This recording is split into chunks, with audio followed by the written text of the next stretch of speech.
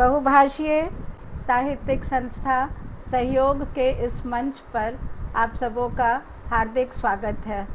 आज हम सब बहुभाषीय कथा गोष्ठी में जुड़े हैं एक दूसरे के साथ, और इस ऑनलाइन कथा गोष्ठी में मुझे बेहद खुशी हो रही है यह बताते हुए कि हमारे बीच हिंदी के अलावा अंग्रेज़ी, भोजपुरी और मैथिली की भी कहानियाँ लेकर के उपस्थित हैं कथाकार। और मैं अपने स्क्रीन पे देख रही हूँ डॉक्टर आशा श्रीवास्तव जी, नमस्ते दीदी आपको। और डॉक्टर मुदिता चंद्रा, विद्या तिवारी, सभी जुड़ चुके हैं। मौसम बहुत ख़राब है। इंदिरा आप भी आ गई हैं। आप सबों का मैं बहुत बहुत स्वागत करती हूँ। पिछले दिनों इधर लगातार हिंदी पखवाड़ा मनाया जा रहा है, आप सब जानते हैं। बहुभाषीय साहित्यिक संस्था सहयोग की तरफ से इस पखवाड़े में हमने कथा गोष्ठी की श्रृंखला का आयोजन किया है, और आज पहली कथा गोष्ठी है जो बहुभाषीय है।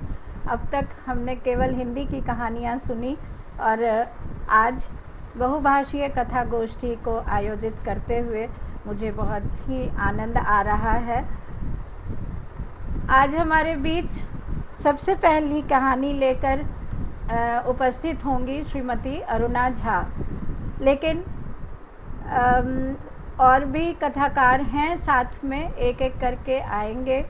और अरुणा के अलावा गीता दुबे जी हैं, डॉक्टर जसबीर कौर ग्रोवर हैं, शमिता आहूजा हैं और डॉक्टर संध्या सिन्हा हैं। आज 5 कहानियाँ हम लोग सुनेंगे। और कहानियों की चर्चा होती है तो मुझे गुलजार की वो भूमिका याद आती है जो रवि पार कथा संग्रह में उन्होंने लिखा था कि अफसाना लिखने के लिए बहुत लंबे सब्र की ज़रूरत होती है।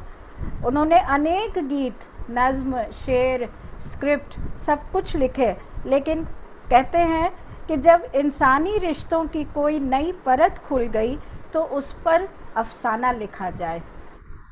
अफसाने यानी कहानियों को वो कहते हैं कि फोड़ों की तरह निकल आती हैं ये कहानियाँ। वह हालात, माहौल और समाज के दिए होते हैं। ये सचमुच फोड़े ही होते हैं जो यह समाज हमें देता है। नज़्म कहकर खून थूक लिया जा सकता है, लेकिन ज़ख्म पर पट्टी बांधने के लिए अफसाना ही लिखना होता है। गुलजार की इन पंक्तियों के साथ आज हम जुड़ते हैं। और लेकिन एक बात ज़रूर है कि नज़्म हो या अफसाना, उनसे इजाज़ नहीं मिलता।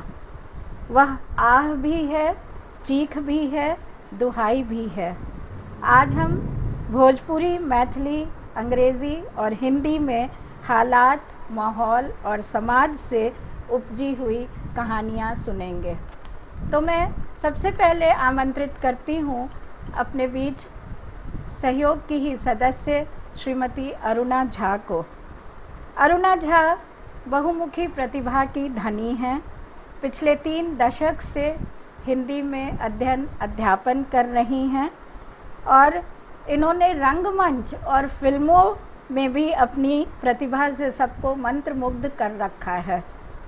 संस्कार भारती और बहुभाषीय साहित्यिक संस्था सहयोग की बेहद सक्रिय सदस्य अरुणा झा ने हिंदी और मैथिली दोनों में ही गीत लिखे हैं, कविताएं लिखी हैं और कहानियाँ भी, बहुत अच्छी कुछ कहानियाँ भी लिखी हैं। पिछले दिनों आपने इनको सुना होगा फेसबुक पर कजरी गाते हुए, तो आप जानते हैं कि मैं गलत नहीं कह रही, अर्चना बहुमुखी प्रतिभा से संपन्न है। तो आइए सबसे पहले सुनते हैं अरुणा आपकी मैथिली कहानी। जूही, एक रिक्वेस्ट है हाँ। कि जिन लोग कहानी नहीं बोलेंगे उन लोग सब अपना माइक म्यूट कर देंगे, क्योंकि इतना बादल गरज रहा है ना। हाँ। कि सबकी तरफ से बहुत आवाज आ रही है। हाँ, इसमें ठीक है। तो फिर ठीक से हम लोग सुन नहीं पाएंगे। ठीक है, सब म्यूट रखें। मैं यहाँ से म्यूट कर देती हूँ। अरुणा तुम अपने को अनम्यूट कर लेना, मैं यहाँ से हाँ। सबको म्यूट कर देती हूँ। ठीक है,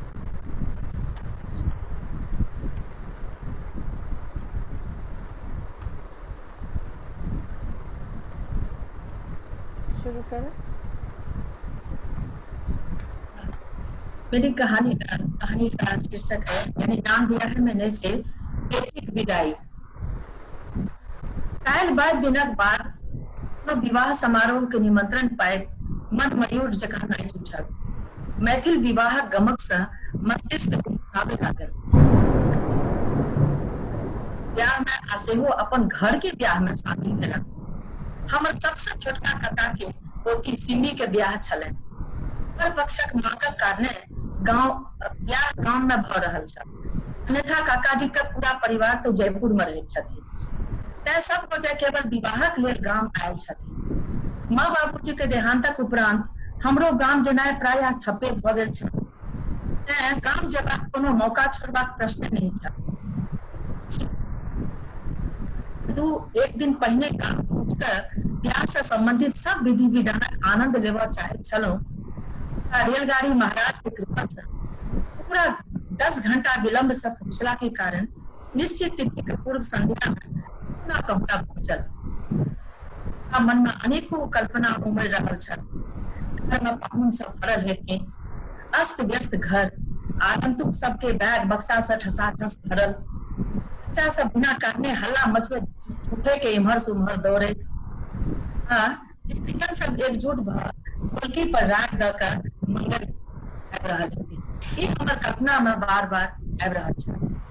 स्टेशन पर हमरा लेबाक लेल काका जी के छोटका बेटा रितेश आयल छल। प्रस्ताव सुनबैत गेल कि के पाहुन आबि गेल, के अबै वाला छथिन। हुनके से ज्ञात भेल जे सब पाहुन के व्यवस्था काका के उत्तर काकी हमर स्वागत केलनि। ओहि चौधरी काका के आंगन में लगा देल गेल। रात्रि में मेहंदी एवं संगीत के कार्यक्रम संगे संगे छल।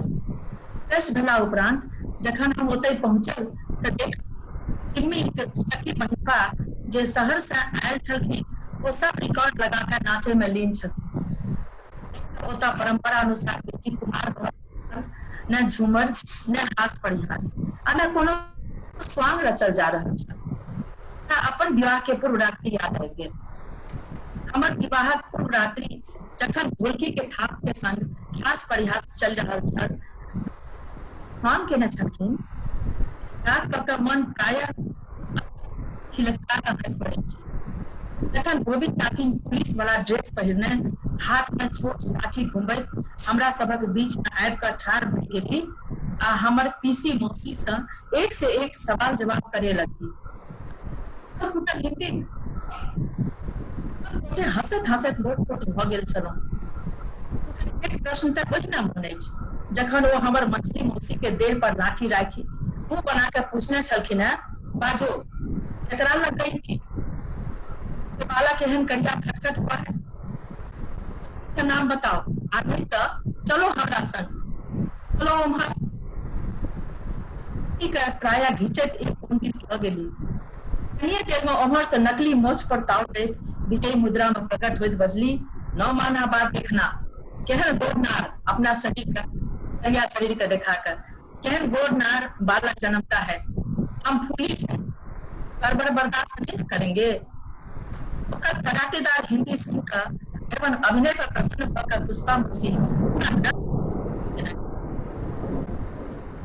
नहीं पूछो, ढोलकी पर था, झूमर के बोल, चांदनी रात पिया है, या फिर दोसर गीत पटना शहरिया में बसे नंदोसिया।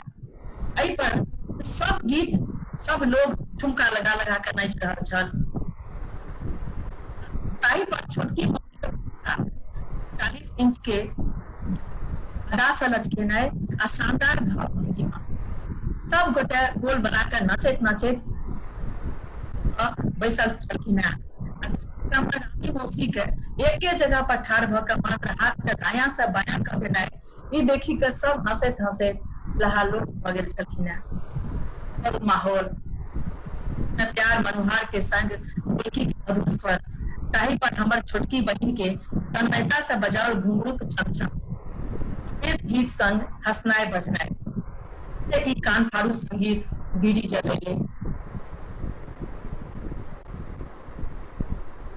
एहि सब में सिमियो खूब नाचल। बाद सिमी जाकर अपन वस्त्र बदल कर आबि गेल आ आब ओ मेहंदी लगेबाक लेल तैयार छल। वो जे कपड़ा पहिर कर आयल छल देखैत हमरा काठ पड़ि गेल। छोट पैंट आ ताहि पर स्लीपर्स टॉप, एहि संग करीब करीब पूरा देह देखार भ रहल छलै।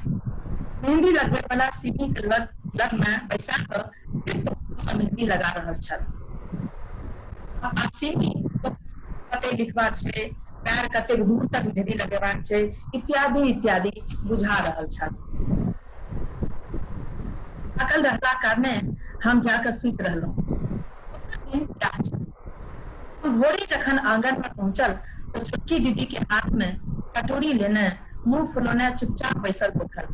पता चलल जे सिमी तेल लगाकर पसार करे से साफ मना कर देलक अछि। कहलक एते गर्मी में तेल चपोड़ आ काजल के मोटका राखी पैर कर ओ नहीं रह सकती, ओकर संगी साथी सब की कहत। और फिर फोटो केहन फनी आए गेल आ उम्र के गप करे लगलहुँ। किया त एहि खुशी के अवसर पर हम नहीं चाहैत छलहुँ जे कियो उदास भ कर बैस जाए। सिमी छोटकी दीदी के संग तेहन व्यवहार केने छल आ तेहन जोर से बाजल छल जे क्षम्य नहीं छल।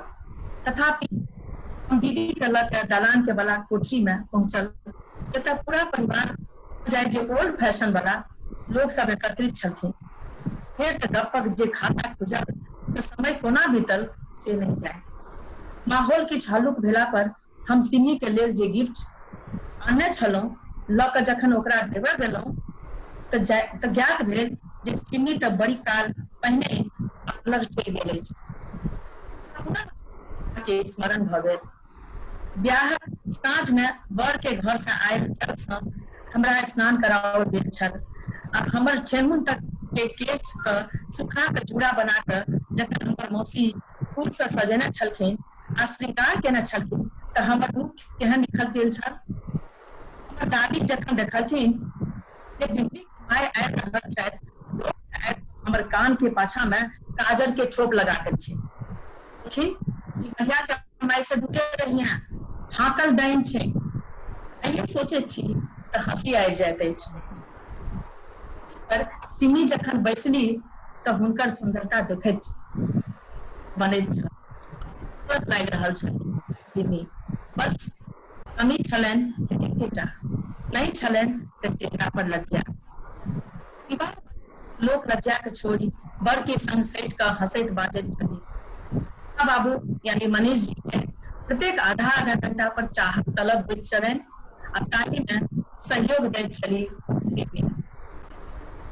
कन्यादान काल में जखन दादा काकी दादी सब बेटी दान के गीत गाबे लगली तऽ हमरा सनक दकियानुसी लोकक आंखि भरि आयल। दुल्हन नहीं तो वो गीत सुनै रहल छल आ न सुनै चाहैत छल।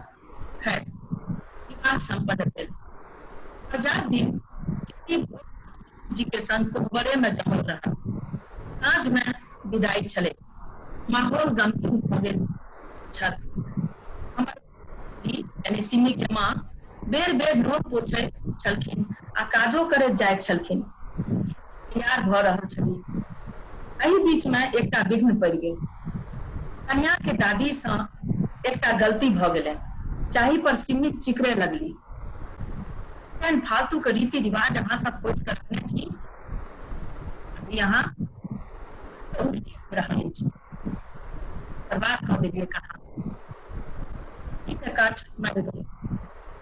पता चला जे सगुन के लेल दादी आंगूर में एक हींग लगाकर उनकर बनारसी साड़ी में भिजा देलखिन। पर हंगामा मच गेल। कोनो तरह सबके शांत कर गेल। बेचारी दादी का तो खून नहीं, वो चुपचाप एक बात में जाकर बैस गई। विदाई के घड़ी आबि गेल छल। सबटा विधि विधान औपचारिक ढंग से भ रहल छल।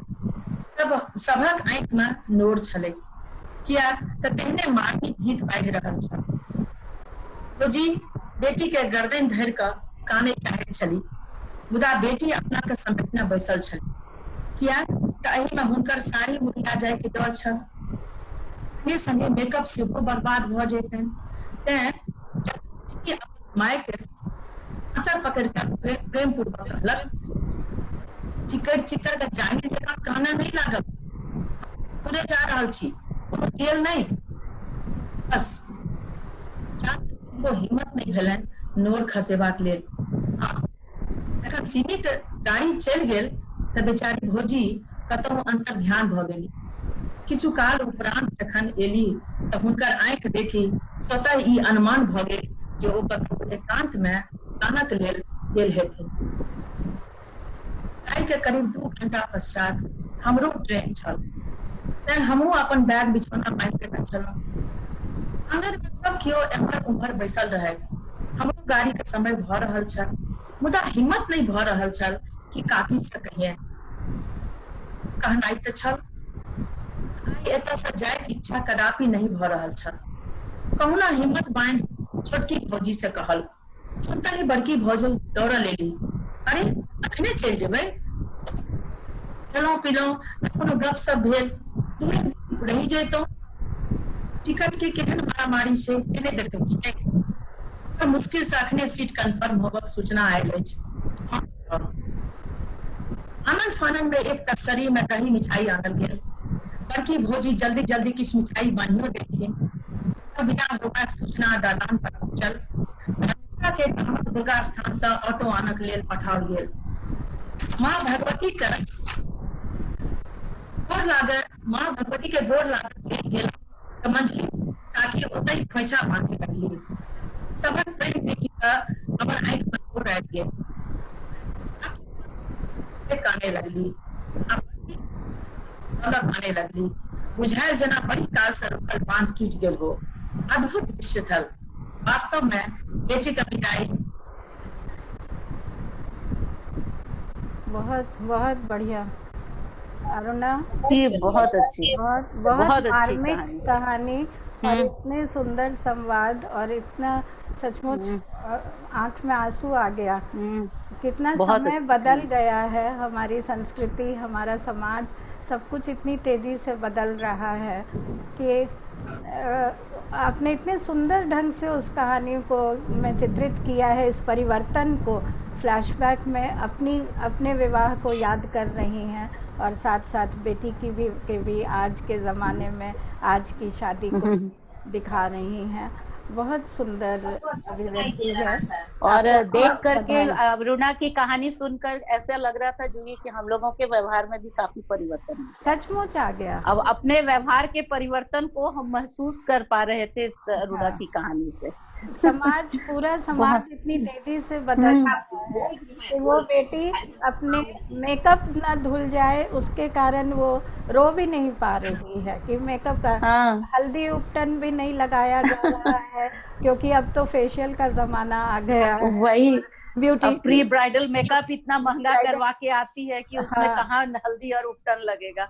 सही है। बहुत ही अच्छी कहानी, बहुत अच्छी, बहुत अच्छी कहानी।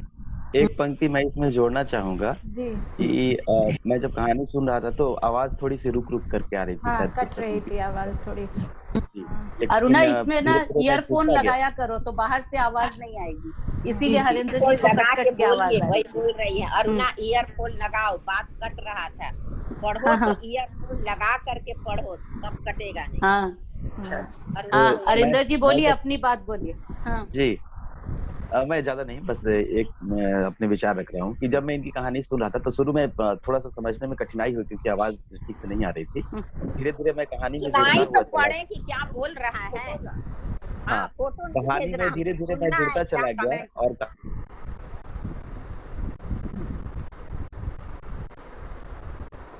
हरेंद्र जी, आप अपने को अनम्यूट कर लीजिए। हरेंद्र जी, आप अपने को अनम्यूट करके बोलिए। जी, सुन पा रहे हैं अभी आप लोग? हाँ, फिर से बोलिए। हाँ जी, मैं शुरू से बोल रहा हूँ कि आवाज तो शुरू में नहीं आ रही थी, थोड़ी सी दिक्कत हो रही थी आवाज आने में, तकनीकी समस्या के चलते। लेकिन धीरे धीरे जैसे मैं जुड़ा इस कहानी में, आपकी कहानी में जैसे उतरा, जैसे थोड़ा समझना शुरू किया उस कहानी को, आवाज थोड़ी सी पकड़ के, तो मैं इस कहानी में ढूंढ रहा था कि ये कहानी आखिर जा करके रुकेगी कहाँ। तो एक बेटी की विदाई हो जाती है, वहां तक सस्पेंस बना रहता है कि भाई ये कहानी में ऐसा कुछ नयापन क्या है। तो अचानक से जो परिवर्तन आता है, ये बहुत खूबसूरत परिवर्तन आपने इस कहानी में दिया है। बधाई बहुत बहुत इस कहानी के लिए आपको। सही एक सही नयापन। कहा हरेंद्र जी, आपका सही है, एकदम बिल्कुल सही।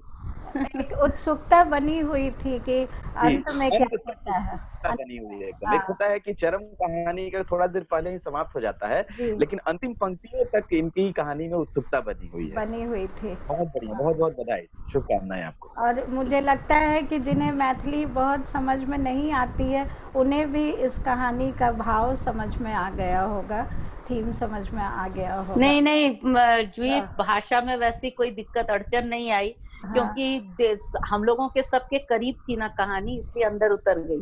हाँ हाँ। चलिए, बहुत बहुत धन्यवाद अरुणा आपको।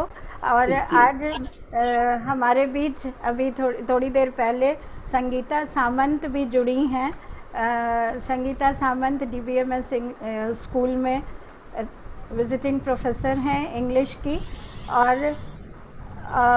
मैं उनसे रिक्वेस्ट करूंगी कि डॉक्टर जसबीर कौर ग्रोवर की कहानी को वो ध्यान से सुने और फिर अपने कमेंट्स देंगी। So we have now amongst us Dr. Jasbir Kaur Grover from Delhi. Jasbir has been teaching economics for last more than 2 decades, I think 3 decades, and she is a voracious reader. Her passion is writing, and recently, after joining Grihiswamini, I think, and after taking a break from school, Jasbir has started writing stories. And recently, I remember, Jasbir, I saw your story on YouTube, which was appreciated by one and all. So now, my bosom friend, may I request you to present your story on Sahyog platform. Dr. Jasbir Kaur Grover. Thank you so much. I hope you can hear me. Yeah, very Yes. clear. Yeah, at the outset, I thank you, Juhi, for giving me this platform. And this pandemic has got us all sitting at home, and that's how you start thinking a lot. So on that basis, I wrote this story. It was a news item where I saw one a rich fellow. He had bashed his car into a wall, and the wall had broken, but there were no casualties, and that set me going, and that's how I wrote a story. And this is about the tongue-in-cheek attitude of the government or society, where on the one hand they say don't drink, and on the other it is so important to fill their coffers that it is to drink. So that is what the story is about. The title is Rekha. A small town girl, she had finished her class 12 from the prestigious convent school in town. She was all charm and elegance, beautiful, had been a favorite of all the teachers, staff and students of her school. A district basketball champion, smart model-like stance, an all-rounder, be it in drama, debates, declamation, or leadership. She was a topper indeed. In college, first year, she was already chosen as the class representative. With absolutely stunning looks. She didn't seem to know she was so beautiful. Her grandma would often say, "A Prince Charming will come and whisk you away." "Oh, grandma," she'd reply, "I'm not the one for a prince. Pretty is what pretty does." "So, meaning what?" asked grandma. Wistfully, she'd say, "Man of my dreams is to be a man of values, a teetotaler, devoted to a cause, brave, empathetic, a good human being. Grandma laughed. You are certainly asking for the moon.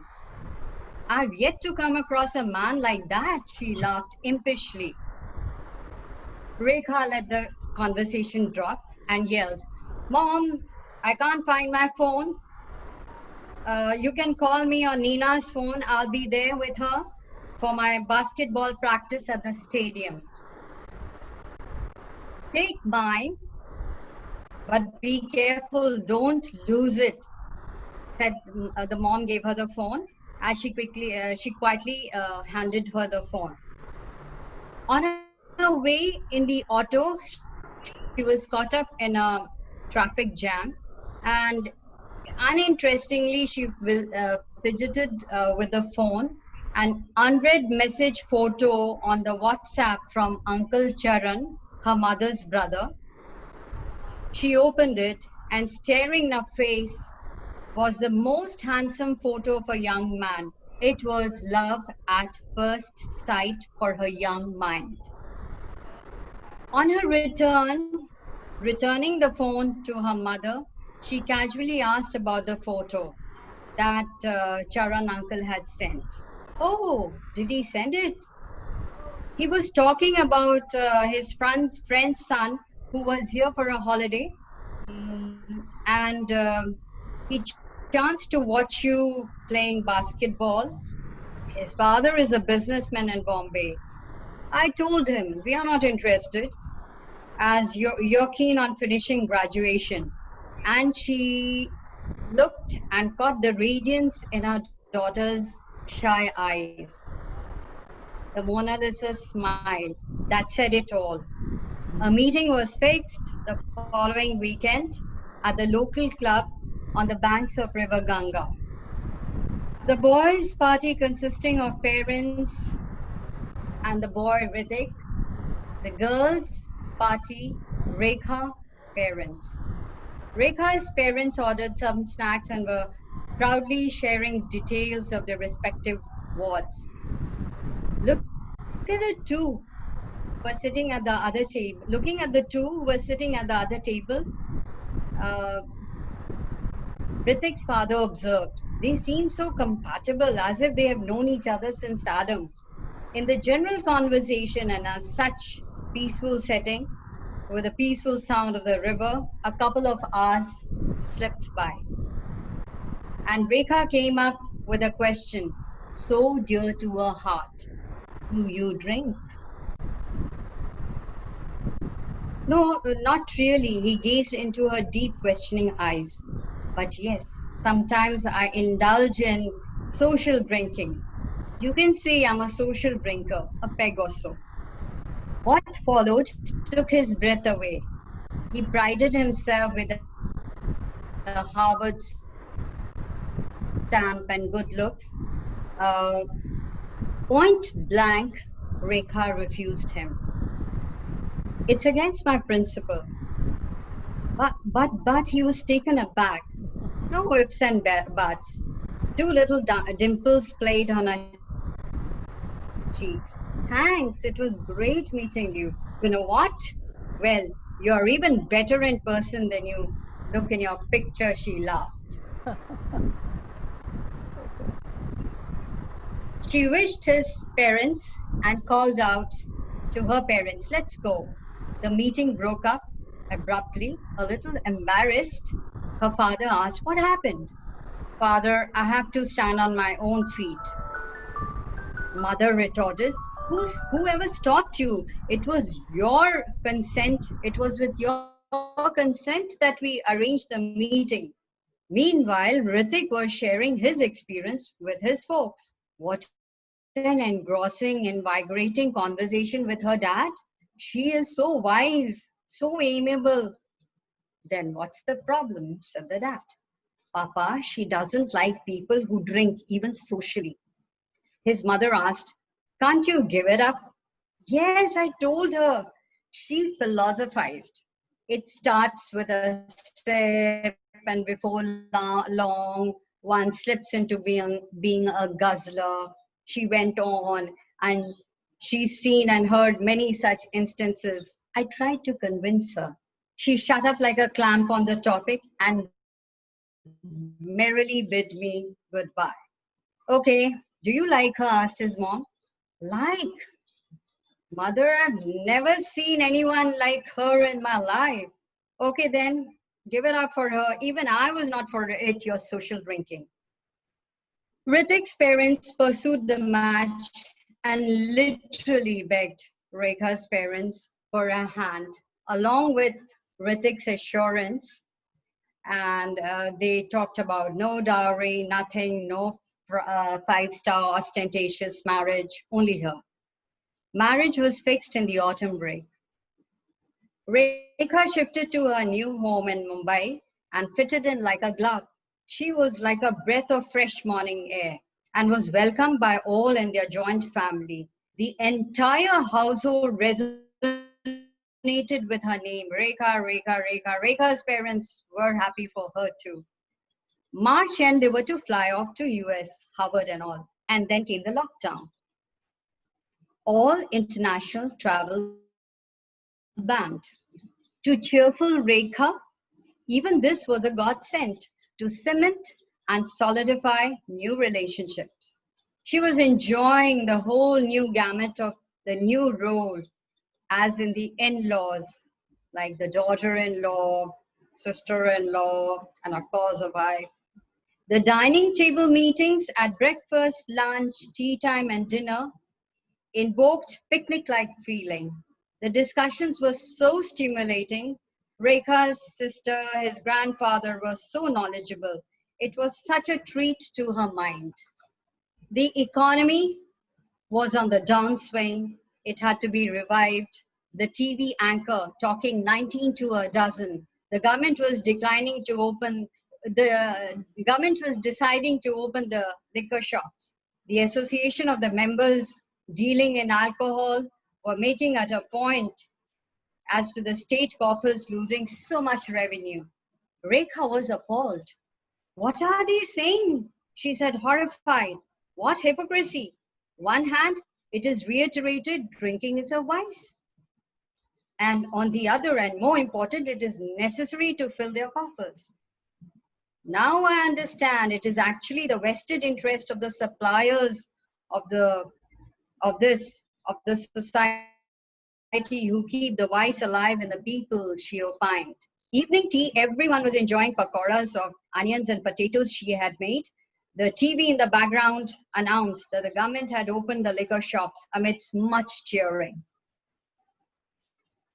A small debate rippled up in their drawing room as well. She, a vociferous advocate of closing shops for all time to come. Look at the media persons inside the public and kicking up such hype. Even the one who doesn't drink will feel that he's missing something. The following evening after dinner, Ritik said he wanted to go out for a long drive, just to stretch my mind. I'll come along, she said. No, yaar, I need my space. He smiled, just for old time's sake, when I just go off. No, she didn't mind. She saw him reverse his beamer and the guard shutting the huge gate. She too liked the idea of this me time, and she switched on her computer to watch the back episodes of her favorite Pakistani drama. So engrossed was she that she barely heard when her father-in-law softly said, Rekha, there's a call from the police station. Ritik has been hauled for drunken driving. It seemed he has busted the wall of a house. Rekha froze and looked a white sheet.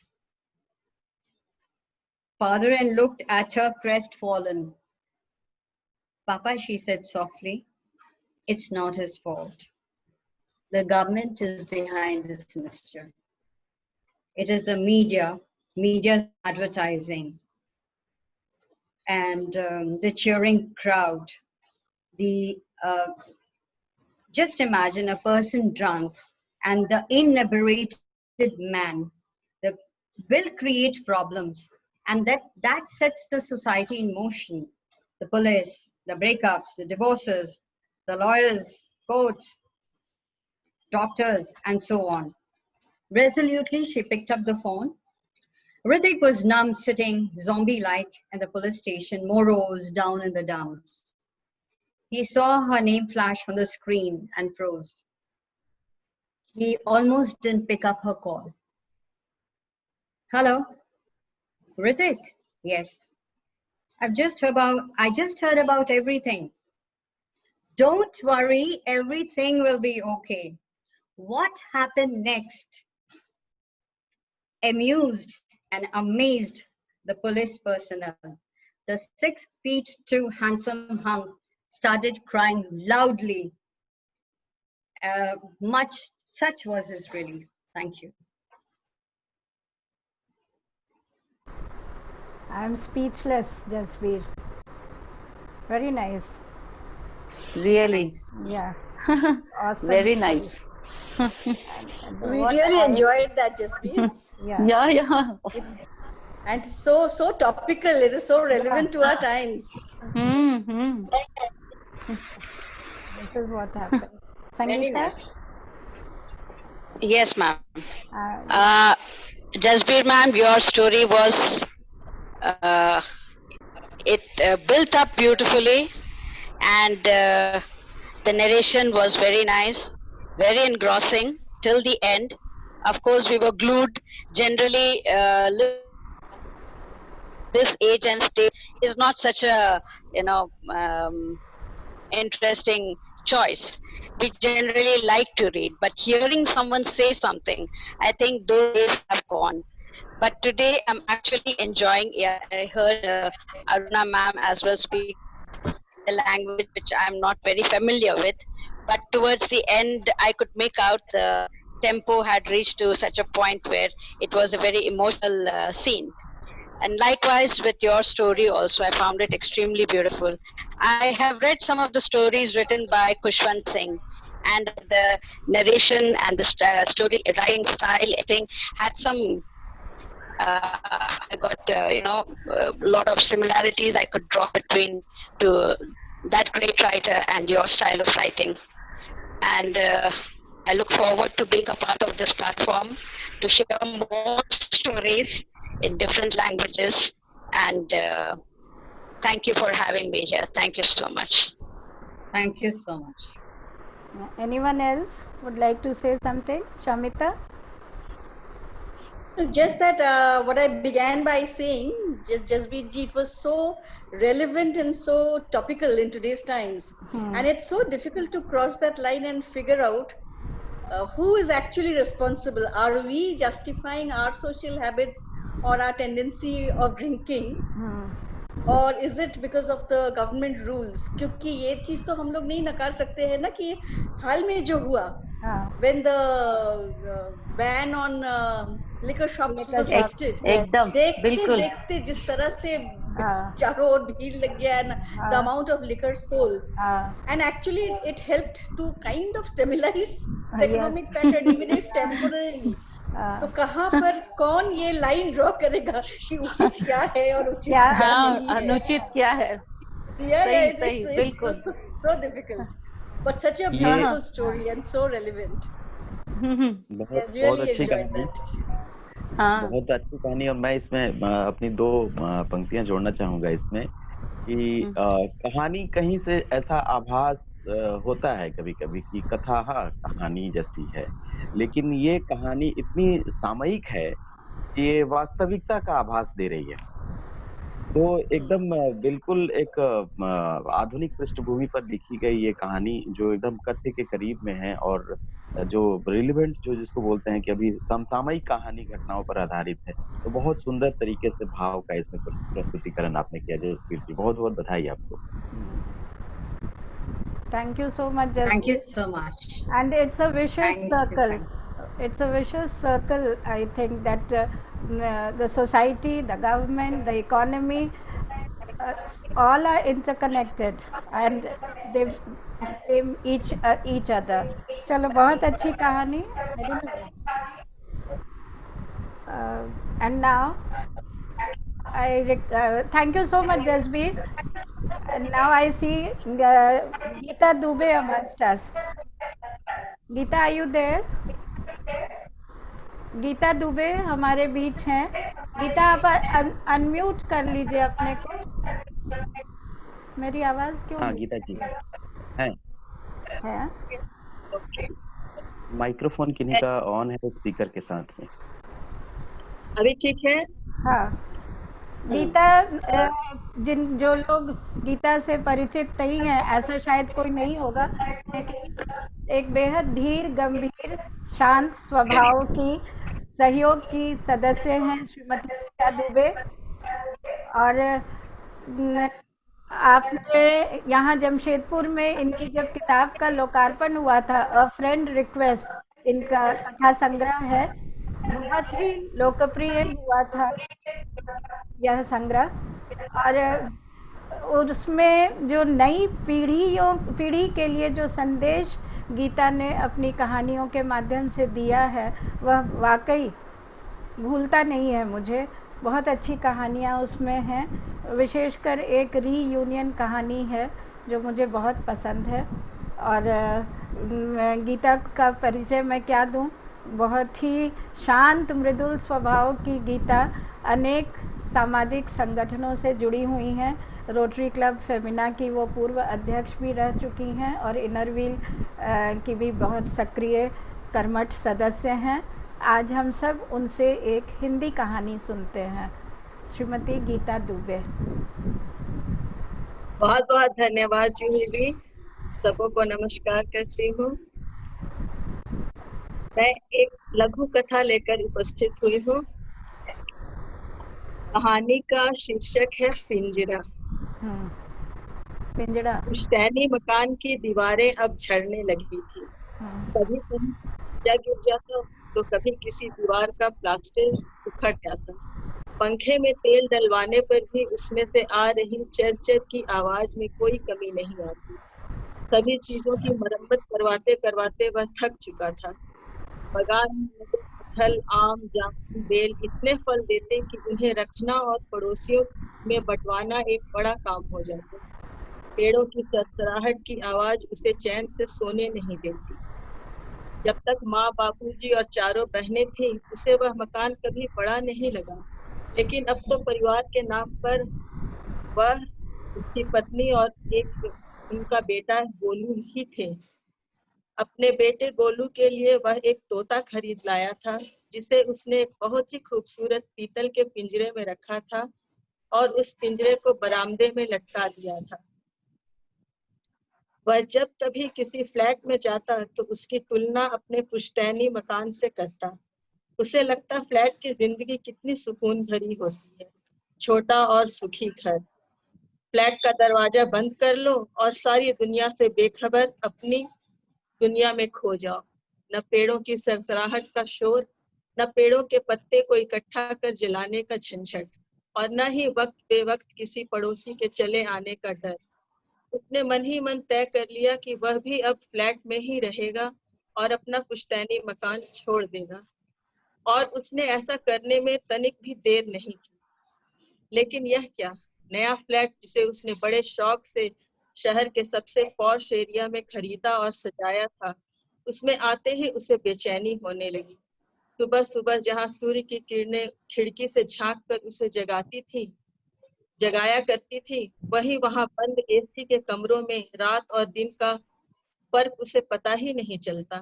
पुश्तैनी घर में जहां वह बाहर बरामदे में खुली हवा के बीच सुबह की चाय के साथ अखबार पढ़ता, वहीं फ्लैट के ड्राइंग रूम में ट्यूबलाइट की रोशनी में अखबार पढ़ते समय लगता जैसे उसकी जिंदगी से सुबह का उजाला कहीं गुम होता जा रहा है. उसकी बेचैनी बढ़ती जाती. फ्लैट के बाहर आते ही वह महसूस करता कि वह आजाद है, लेकिन फ्लैट में लौटते ही एक अजीब सी घुटन उसे घेर लेती. उसे यह समझते देर नहीं लगी कि उसने क्या खो दिया. वह फ्लैट बेच वापस अपने पुश्तैनी मकान में आ गया. आते ही उसने पीतल के पिंजरे से तोते को आजाद कर दिया.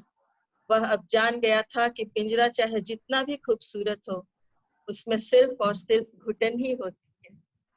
धन्यवाद. बहुत बढ़िया, बहुत अच्छी कहानी। डॉक्टर मुदिता चंद्रा जी दीदी हैं हमारे बीच। मैं चाहूंगी कि मुदिता दी कुछ अपनी प्रतिक्रिया दें। बहुत बहुत अच्छी लगी गीता कहानी, बहुत ही अच्छी। ये सचमुच में गीता, तुम हम लोगों को इस कहानी के माध्यम से बिल्कुल अपने पुराने पुश्तैनी मकान में लेकर चली गई। आज हम लोग की सबकी जिंदगी एक फ्लैट में बंद हो गई है। मैं तो अपने पुराने मकान को बहुत भूल चुकी थी, लेकिन ये कहानी मुझे जूही के घर बंगलो की याद दिला गई है। हम लोग वहां बैठते थे, पिकनिक मनाते थे, वहां सारे कार्यक्रमों को आयोजित करते थे पेड़ की छांव में, और शादी का वो मंजर भी मुझे याद है जो उसके घर में हुआ था। सचमुच में तुम्हारी कहानी पढ़कर मुझे जूही के घर की याद ने मुझे रुला दिया है आज, क्योंकि मैं वहां जाकर अपने पुराने दिनों को याद करती थी। आज जूही भी अपने फ्लैट में बंद है और मैं भी अपने फ्लैट में बंद हूँ। ये हम लोगों के जीवन की सच्चाई है, और एक त्रासदी है, और हम लोग एक दिन भी, एक मिनट भी बिना बिजली जलाए नहीं रह पाते हैं। मुझे याद है जूही के घर में, लेकिन गीता तुम्हारे फ्लैट के बगल में तो पेड़ है, पत्ती है, पेड़ भी है।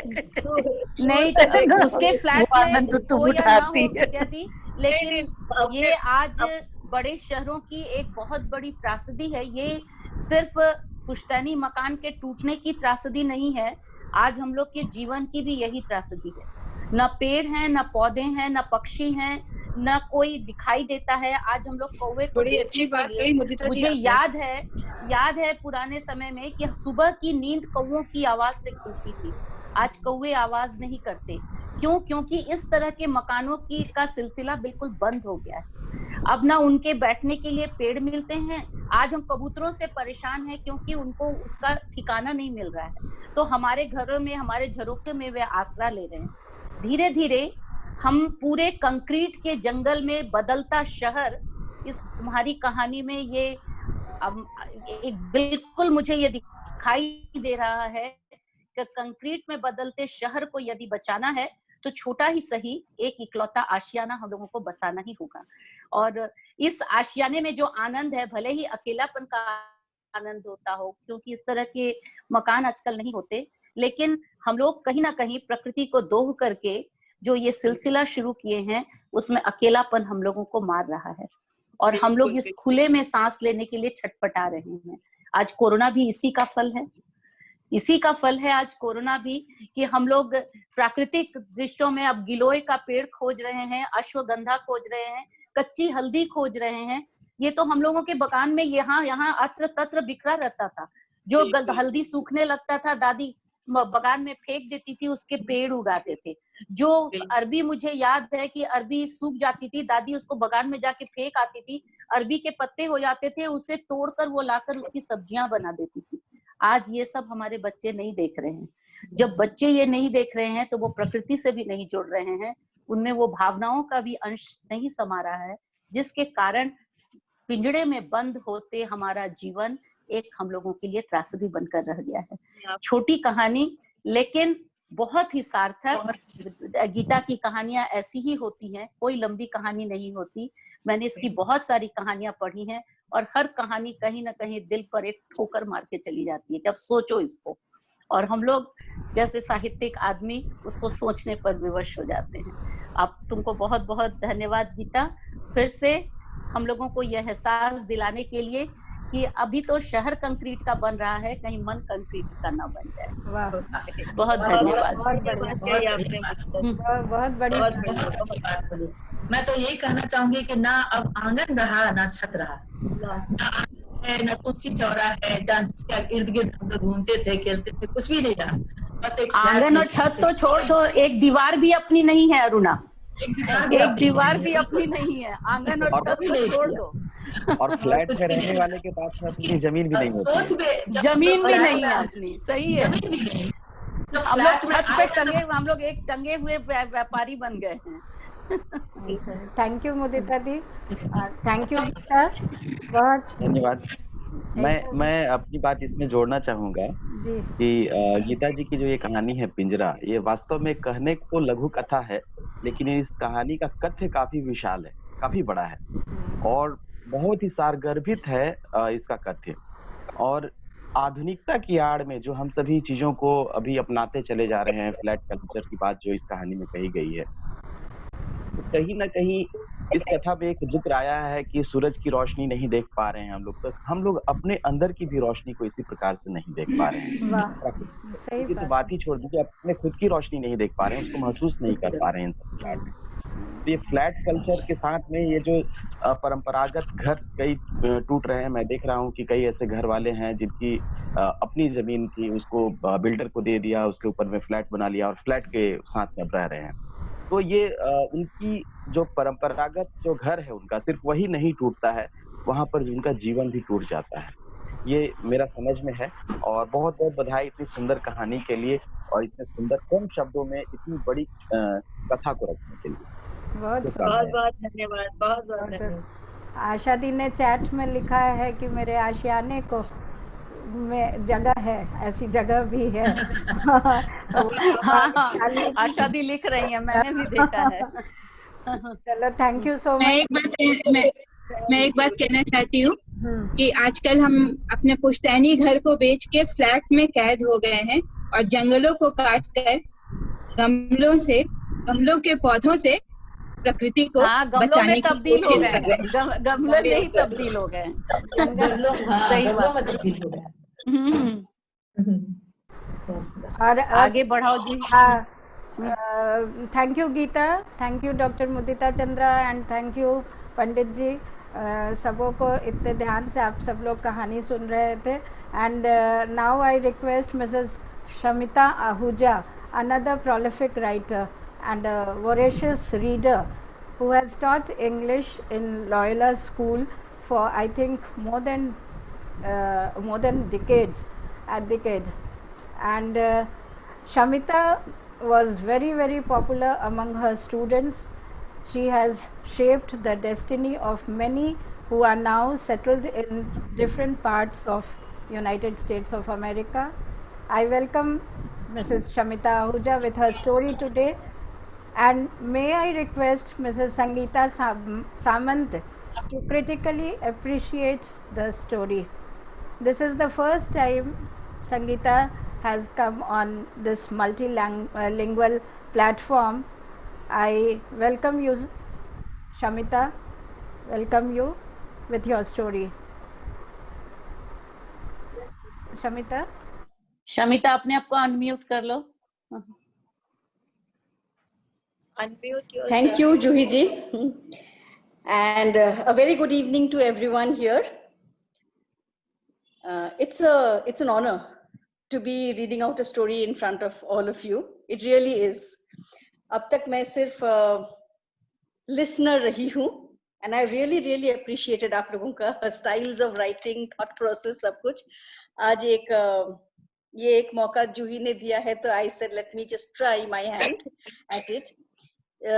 The short story which I'll be reading, इसका एक छोटा सा बैकग्राउंड मैं देती हूँ। ये एक ऐसा टॉपिक है जो मुझे एक समय लगा था ये हम लोगों की पीढ़ी के लिए बहुत ज्यादा रेलेवेंट है। शादी का उम्र क्या होना चाहिए, शादी किस तरह से होना चाहिए, पेरेंट्स के सम्मति से कि खुद से निर्वाचन करे कि किस तरह से करे, you know, that whole thing. फिर क्या हुआ, just a few years back I noticed my friend's daughter, she was going through the same situation. कोई और क्यों decide करे whether you are okay or not okay, etc. How does it feel for a young girl who is otherwise at par with the boy? इस कुछ विचार के आधार पर is my story, The Unsuitable Girl. मैं start करती हूँ। Facebook friends. That's how Rajat and Rukmini had defined their initial contact. It then inched into deeper friendship and through repeated meetings blossomed into love. Typical city-bred, well-educated professionals, they were also of marriageable age. And sifting through their mutual likes and dislikes, they found common ground in philosophical books, meaningful cinema, and typical traditional Bengali food. They were diametrically opposite in other areas. His love for football was not matched by Rumi. Rumi was her pet name, by Rumi, whose soft corner was cricket. His love for travel was almost dreaded by the home-loving Rumi, who didn't see any fun in visiting strange cities with even stranger people. But both agreed that their differences added that extra sparkle to their relationship. They had been meeting almost for a year now, and in an unspoken manner, they were inexorably moving towards a goal, in this case, marriage. Yet the flush of romance was too sweet. Each wanted to prolong their newfound sense of belonging a little more, till the families, till the elders were drawn into their private paradise. That evening, idling over the third cup of tea, Rajat finally said that they should bring up the topics in their respective homes. After all, both were working, settled by most definitions, had similar backgrounds, belonged to the same city, also belonged to the same Bengali community. Who would go against such a match and why? On his insistence, Rumi broached the topic at home. Her parents were a little apprehensive. Though liberal-minded, they had heard about Rajat's family. Rajat's father was a very established lawyer, much respected in the city, but his mother was a very typical social snob. To give away their only child to that household caused definite twinges of disquiet to Rumi's parents. A sense of foreboding cast a pall over what could have been a joyous chapter unfolding in their lives. But the soft glow in Rumi's eyes, the flush of happiness on her face, left no doubt as to her preference. As an adult and as a professional, she was entitled to making her own decision. But Rumi was rooted in her sense of duty, loyalty, and also what she thought was circumspect behavior, to seek her parents' opinion, then their consent, and finally their blessings. That evening, she brought up the topic in front of her parents. She was very open in her conversation with her father, but the very personal topic of her own marriage was one area they had never touched upon. Naturally, she was hesitant in front of him. Her father stared unblinking at her behind his thick-rimmed glasses, but he didn't look unhappy. He didn't look angry. In fact, he almost looked a little amused. The conversation was routed entirely through her mother, who asked typical questions like, what does the boy do for a living, his education, his hobbies, his siblings, these kinds of questions. After a while, Rumi was in a daze. Can we discuss this tomorrow, please? I have some work to finish. And with that, she excused herself to her room. When she met Rajat the next day, she told him all that had happened at her end. Rajat, however, seemed unnaturally gloomy. Mom's not happy, he said. But we didn't expect them to be. Rumi retorted. We wanted the idea to settle in and gradually have them accept our relationship for what it is. Only then do we consider marriage. What's the hurry? What's the big deal? Rajat replied, the big deal is that mom considers you unsuitable for her perfect son. So what? She probably has a mental image of a daughter-in-law and I simply don't fit in. With time, as she gets to know me, things will change. Rumi, the point is, she doesn't want to get to know you. You don't seem to understand. She's preempted all our moves. She's even listed some 20 reasons why I shouldn't marry you. In fact, I shouldn't meet you again. And all those reasons are irrefutable. Such as, height, weight, complexion, background, social status, and on and on.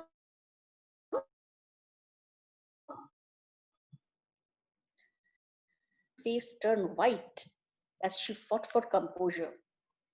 Rumi turned her back on him and tried to assimilate the information. Not good enough, not suitable enough. Who exactly thought so? Rajat himself or only his mother? Somehow she got the feeling that Rajat was echoing his mother's sentiments. The layers of feelings from disbelief to hurt to anger to a vacuum All these settled as layers of silt in her heart. The overwhelming emotion was that of humiliation. The moment was over. The dice had been thrown, the verdict given, and she was declared unsuitable. Rukmini's skin felt scalded, unsuitable, like boiling water. The word poured all over her person, causing blisters to form. Rukmini barely noticed the stiffening of her own body and the staggering gait that took her away from the bus stop. She looked back once. What a common place they had chosen to declare a life-altering decision. That day, Rukmini turned her back on her association with Rajat and on all the happy times they had spent together. The next day saw the breaking of a new dawn in every sense. With extra enthusiasm, Rukmini plunged into her job, determined to carve out a new personality. Gradually, the wounds began to heal. The scabs were still fresh, and the slightest scratch would reveal the injuries, fresh and bleeding. But time helped, and the healing process went on. Rukmini's parents gave her time, gave her space, and were always beside her as she slowly healed. After about 8 months, they slowly broached her with the topic. Could they look for an alliance? After all, she was of marriageable age, and with every year, her eligibility in the marriage market was going down. Rukmini agreed, even if half-heartedly. Alliances came and went from both sides, ranging from excellent to sensible to mediocre. Some they turned down, at times they were rejected, and time went on. Meanwhile, Rukmini continued stoically with her job and even managed a good increment and a promotion. And then luck smiled upon her. It was a joyous evening. There was bustle and commotion in the Basu household. It was the auspicious evening of the Bodhu Boron, the ritual of welcoming the bride into the house and into the family amidst a series of rituals and revelry where the bride would be the center of attention. Rumi looked regal in her bridal finery. Her turquoise silk sari embellished with matte gold threadwork was a pure piece of art.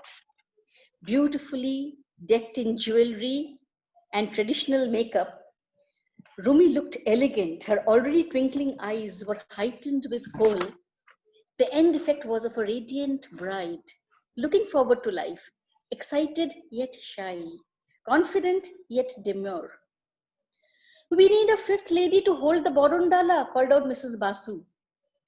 Hurry up, someone. Ritual has it that 5 married ladies who are Suhagan hold the dala or the tray, which has some auspicious items, and the dala is rotated in a gesture in front of the couple, thereby inducting them into the house. Here, Dolly, please step forward. You'll easily fit into the 5th place. Just see what a suitable bride I've got for my Shamit. For a moment, time stood still for Rumi. She knew exactly who Dolly Di was. She was her mother-in-law, Mrs. Basu's close friend, and also Rajat's mother. A year back, Dolly Bakshi had rejected Rumi as unsuitable for her son. She had summarily and dismissively smashed Rumi's sentiments and had broken her dreams. Time had turned a full circle. Dolly Di stepped forward and with trembling hands held the dala along with the other 4. Yes, she had heard who the bride was. Reluctantly, she raised her eyes and looked at the bride. Suitable girl. Dolly cringed and looked away. Shamit's bride. She looked again. This time, Rumi made direct eye contact with her. Bold, defiant, almost challenging. Yes, she had reason to. A year ago, Dolly Bakshi had felt too superior to even meet Rukmini Banerjee, who had just completed her MCA and was employed in a big firm. Rumi, her son's beloved, had been brushed aside as a nobody. Times change, tides alter. Mrs. Basu was one of society's elite. Shamit was her only son, working in a high position in an IT company in Bangalore. He had left the matter of matrimony in his parents' hands. Through the internet, both families had met, had gone through the stages till they reached this point. Now, Rumi was married to Shamit, far more suitable on the marriage market than Rajat had ever been. Dolly felt destiny smirking at her. She had termed this girl as unsuitable, and destiny had kept in store a far more suitable boy for her. All through the evening, their eyes met, one in triumph, one in apology, one in satisfaction, the other in curiosity. Finally, the evening ended, and as Dolly left the Basu house, one line came unbidden to her, something she had read long ago. Life is what happens to us when we are planning something else. Thank you. Wow. Wow, Shamita. Wow. Very nice. Very nice. It was a poetry. Very We enjoyed it. Very nice. Excellent. Absolutely. Beautiful, beautiful. Sangeeta, Yes. Yes, ma'am. Ah. Yes, Shamita, ma'am. Yes. Yes, yes, I was listening right from the beginning. Couldn't take a break from it because, as again I said, there's a suggestion here, if I may say so, that such lovely stories should not just go, unrecorded. A book needs to be published where such fantastic writers can put in, they compile the stories, and this can be published. Like the entire platform can have a hard copy of all these stories. Yeah. And Shamita ma'am, I need to say that when I heard your story as the flow was on, there was another writer that I would like to compare you with.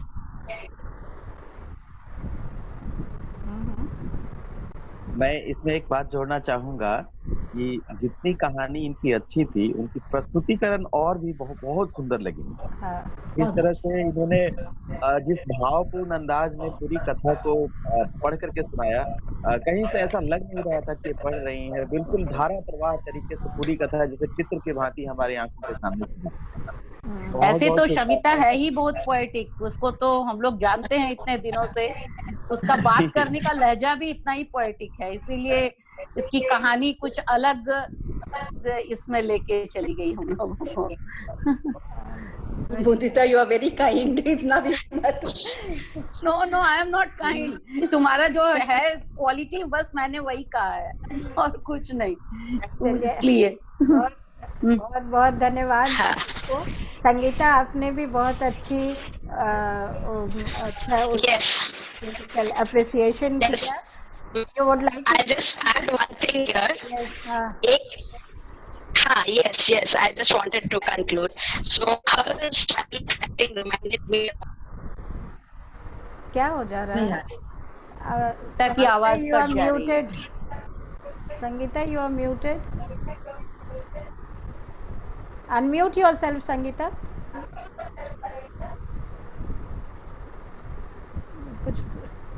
There is some कुछ उसका problem हुआ है ना, यार आगे बढ़ाओ, बाद में सुन लेंगे उसका, कंटिन्यू कर। और अब नेटवर्क की कुछ समस्या है शायद। और अब आज की इस शाम का मुख्य आकर्षण, जिनके लिए हम लोग इंतजार कर रहे थे, एक धमाकेदार भोजपुरी कहानी लेकर हमारे बीच बैठी हैं डॉक्टर संध्या सिन्हा। डॉक्टर संध्या सिन्हा को कौन नहीं जानता, सभी इनसे परिचित हैं। और इस लॉकडाउन में एक नया रूप हमने संध्या का देखा। अचीवर्स जंक्शन के माध्यम से ऑनलाइन कवि गोष्ठियों के पर इतनी टेक्नो सेवी संध्या है। जूही, तुम्हारी आवाज इतनी गूंज क्यों रही है?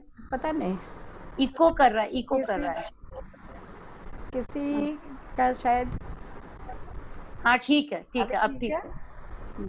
है। संध्या, मैं ज्यादा अपनी प्रशंसा करूं, आप सब खुद ही सुन लेंगे। डॉक्टर संध्या सिन्हा को भोजपुरी पत्रिका अंगना झारखंड से सबसे पहले निकालने का श्रेय डॉक्टर संध्या सिन्हा को जाता है। पिछले 14 सालों से ये पत्रिका निकल रही है और संध्या हिंदी और भोजपुरी दोनों में ही बहुत ही प्रतिष्ठित साहित्यकार मानी जाती हैं। भोजपुरी कहानियों के लिए तो इन्हें अब विदेशों में भी लोग जानते हैं। झारखंड का नाम इन्होंने दूर दूर तक पहुंचाया है। मैं डॉक्टर संध्या सिन्हा को आमंत्रित करती हूं इनकी इस भोजपुरी कहानी के साथ। नमस्कार, आप सबों को बहुत बहुत प्रणाम। मंच को नमन करती हूँ और जूही दी के काइंड वर्ड्स को सिर माथे पे रखती हूँ। और बस ये मैं आज जो भी हूँ उसकी सरमायादार जूही दी ही हैं। अच्छा, छोड़ो। उन्होंने ही उठाकर कहाँ से कहाँ पहुँचाया और मैं कहीं नहीं पहुँची हूँ। वैसे कहानी आपके समक्ष रख रही हूँ भोजपुरी में। मैं बोल रही थी कि मैं हिंदी में पढ़ूंगी, लेकिन ये मेरी जूही दीदी है ना, ये मुझे भोजपुरी का चस्पा लगाती है। तो इट्स गुड कि अच्छा है मैं अपनी माई भाषा से जुड़ी हूँ। ये कहानी थोड़ी तसल्ली से सुनने वाली कहानी, मैं थोड़ी धीरे धीरे भी सुनाऊंगी और थोड़ा तसल्ली से इस कहानी को सुनने की जरूरत है। मैं कोशिश करूंगी कि इसमें की मुश्किल शब्द, खांटी भोजपुरी शब्द को हिंदी में सुनाऊं आपको। कहानी का शीर्षक है, कहानी के शीर्षक बा आगी। आगी मतलब आग। चारों ओर आग, आगे आग, लहो धा धा करत आग के उठत गिरत लपट में एक से एक भयानक चेहरा, लाल पियर करिया लहो, राक्षस भयानक। इस सब के बीच हम अकेला घेराइल बानी। आग हमरा और बढ़ल चलल आवता, चारों ओर से हमरे ओरी। हम जेने भागतनी उन्हीं भागल आवताटे, जेने दौड़त बानी उन्हीं से हमरे और झपटताटे। जरत लहोक, धुआं से नाक आ मुंह भर गई, मन औंजिया गइल बा। एकदम से सकदम सांसत केहू नइखे दिखाई देत। खांसी आ गई बाटे, खाली आग, बस आग, आगे आग। चिचिया चिचिया के गला फाट गई बाटे। चट फटाक चिराग चट, झरी के आवाज से कान फाटताटे। भय से करेजा के धौकनी धाए धाए धड़कताटे। हृदय झौसा के जैसे बाहर बाहर आ जाई। धुआं आ गर्मी से झुलस के प्राण निकले पर आइल बा। कंठ से आखिर में चित्कार निकलल, बचाओ बचाओ। झट दे नींद टूट गई। शालिनी जाग गई। का हो जाला रउआ? हर 2-4 दिन पर नींद में चिचियाए लागिला। आहई पसीना लिही, पानी पीही, धीरज धरी, दम धरी तनी। ये सब काहे घबरा जाइला रउआ? घबराई मत, शांत होखी। का भइल? कोनो सपना देखनी? फिर रउआ सपना देखनी? हम धड़धड़ा के 3 गिलास पानी पी गईनी। पसीना पोछत कहनी, हाँ हो सालू, का जाने काहे ई सपनवा बेर बेर आ जाला। सपना के का पूछत तारू? सपन में तो तंग करत तारन सा। हम तनी टहल के आवत तनी हलुक हो जाई। हम ओसारा में टहले चल गईनी। ठंडा बयार हवा में मन तनी हलुक हो जाई कह के हम ओसारा में बत्ती बार के टहरे लगनी। इहे सपना हरमेश हमरा आवेला। काहे इहे सपना आवेला? सब कुछ एके ऐसन हर 2-4 दिन पर आज 7 बरिस से इहे सपना आवता। समझ नहीं पावत कि काहे ई सपना आवता। फिर मन के समझैनी, सपना तो सपने होखेला, सपना कब अपना होखेला। मुड़ी के झटक के आ फिर सुते चल गई। हर बेर ऐसन भोर के पहिलकी किरण के साथे रात के सब सपना भुला गए।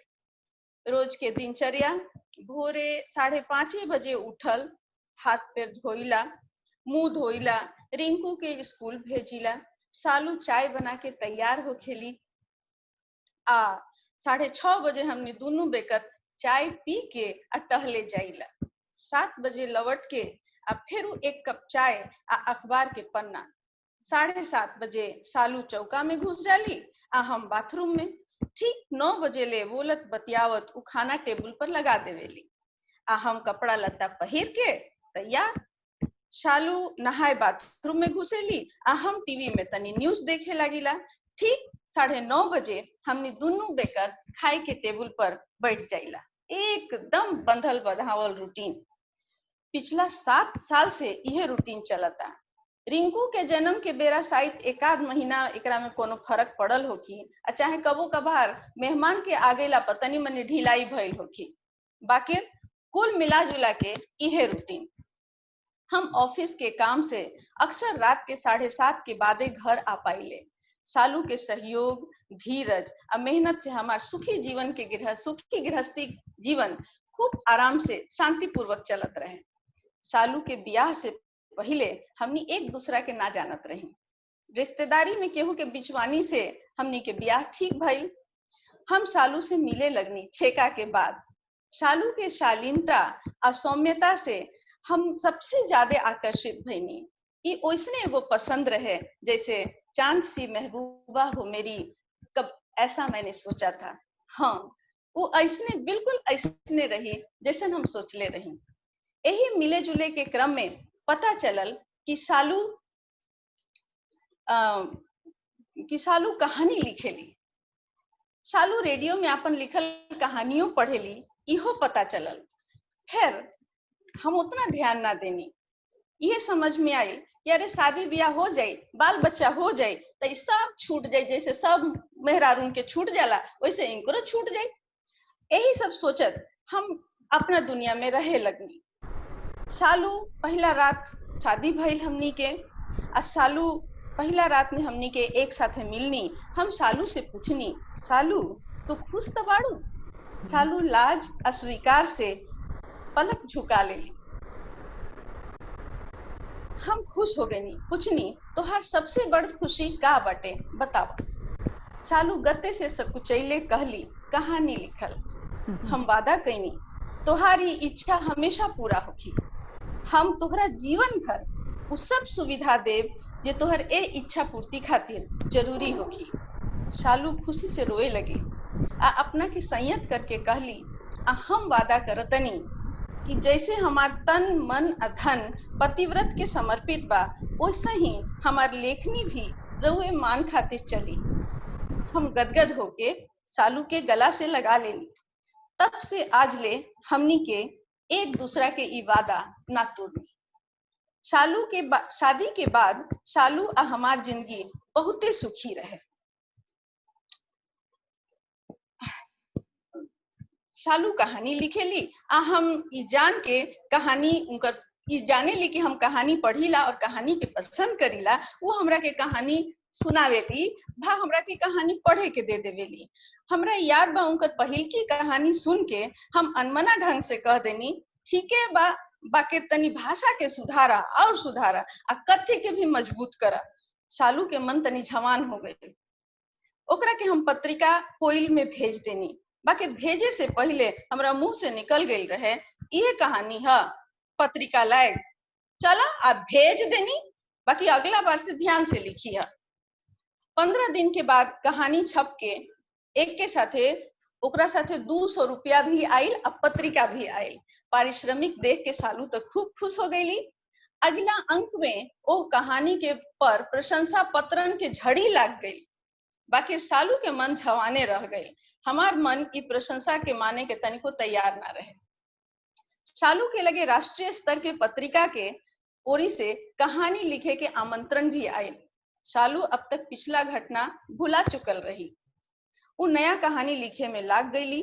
3-4 रात सोच समझ करके सुंदर से एगो नया कहानी लिख के ठीक 5 दिन के बाद ताजा तरीन कहानी ले आईली। भोरे नहाए जाए के पहले कहानी दे के कहली, तनी पढ़ी ना, एगो नया कहानी लिखनी है। हमरा मन खौंजिया गई। ये घड़ी कहानी कोनो समय है कहानी दे पढ़े के? सांझी का दी है। खा के हम ऑफिस चल गई। सालू का सोचली ये हमरा सोचे के विषय ना रहे। सांझी का सालू फेरू कहानी लेके अली दिहली। तनी मन ना रहे तब वो पढ़ के सोच समझ के हम कहनी, देखा सालू एको पात्र के चरित्र साफ नहीं खे, ना एकर नायिका के चरित्र कोनो सुदृढ़ बटे। और ध्यान से तू ये बात समझ ल कि एकरा में कहानी के पात्र के भी ठीक करे के होखी, नायिका के भी सही हो करे के पड़ी, और साथ ही साथ भाषा के भी सही करे के पड़ी। सालू कहानी के समारे में जुट गईली। देखी ना, फिर तनी दिन के बाद कहानी लेके अली, और दिन रात जब फुर्सत मिले वो कहानी के संहारस सुधारस। अब फिर एतवार के दिन वो कहानी लेके अली। तनी देखी ना कि कहानी में कुछ सुधार भइल, हमरा भेजे के राष्ट्रीय पत्रिका के लायक भइल। सालू के मन रखे खातिर हम थकला हरला पर रिलैक्स करे के मूड रहे, तब वो कहनी कि ये घड़ी कहानी दे तू, अच्छा रख के जा। सालू के पूरा कथानक में झोले झोल रहे, कोनो तरह के वो कहानी ना रहे। तब हम कहनी कि ए सालू ई कहानी तनिको नहीं खे जमत, सुधारत काहे नहीं को तू, ई कहानी हमरा तो तनिको ठीक नहीं खे लागल। सालू तनी निराश भइली, तो हम समझेनी एमे का बा, तू तो बहुत जल्दी लिखेलू, लिख द एक बेर फिर लिख द। मन के समझा के सालू फिर नया ढंग से कहानी लिखली आ सुनौली। हमार मन ठिसुआ गई। एगो कच्चा आम ऐसनी कहानी, ताजा अमरई के सुगंध से भरल तो रहे, बाकी बड़ी खट्टा लागत रहे। हम कहनी ए पर और काम कर, विचार कर, हर स्तर पर कहानी के और सुधार पकाव, तब जाके कहानी में स्वाद आई और कहानी में पूर्णता आई। सालू एक कहानी के पूरा ताना बाना बदल दिली। हालांकि कथानक उहे रहे, हमरा वो शैली अच्छा लगल, बाकी हम तो हम ही रही। कहनी सालू भाषा में और सुधार के जरूरत बा, परफेक्ट बनावा कहानी के, परफेक्ट। कहानी में भाषा के बहुत महत्व होला। सालू भाषा के सुधार में जुट गईली। सपना के सिलसिला पहले ही अस चलत रहे। आग के भयावहता, लाल पियर उठत लहोक, राक्षसन के डेरवावन भक्सावन चेहरा देख देख के मन डरा जाए। आज रात के सपना देख देख करके मन पसीना पसीना हो जाए। हम चिचियाए लागत रही। हर बेर सालू उठा देत रही, पानी पिया देत रही, हम ओसारा में टहल लेत रही, आके हलुक होके सुत जात रही। भोरे होत उहे दिनचर्या। हमनी के इलाका में एक किंवदंती रहे कि जे आग से घेराइल, लपटाइल, जरल जूझत आग के भयावहता के सपना देखेला आ ओ से डेरा डेरा के उठ जाला, ओकरा वजूद के खतरा होला, मरे के दिन नजदीक होला। आ ओह में राक्षस भाचुरैल के चेहरा बुझाए तो समझी कि गइल बात बा, खत्म।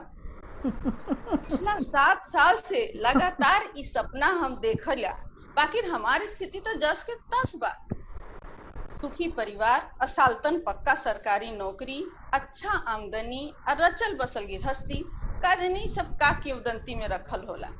खैर, हम आपन नौकरी आ गृहस्थी में बाझल अझुराइल रही आ सालू हमरा खातिर हरदम तैयार मिलत रही।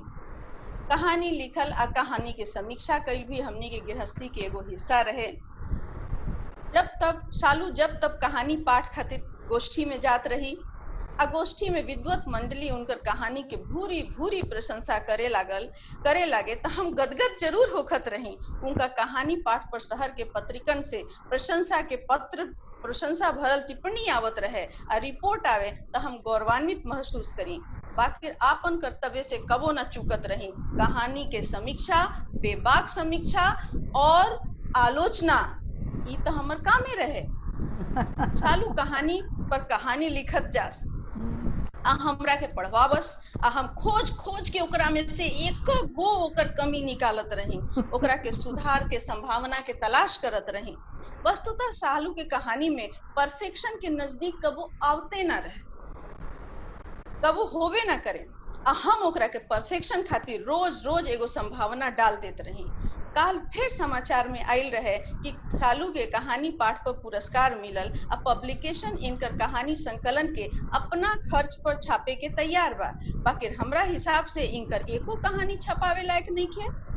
मजबूती से तैयार होके तब नू, सब में कोनो न कोनो स्तर पर झोल बा। भाषा के बुनावट सही नहीं खे, तो संवाद शैली में कहीं कमी बा, कबो पात्र संयोजन ठीक नहीं खे, कबो चरित्र योजना ठीक नहीं खे, तका दुनिया भर के कमी।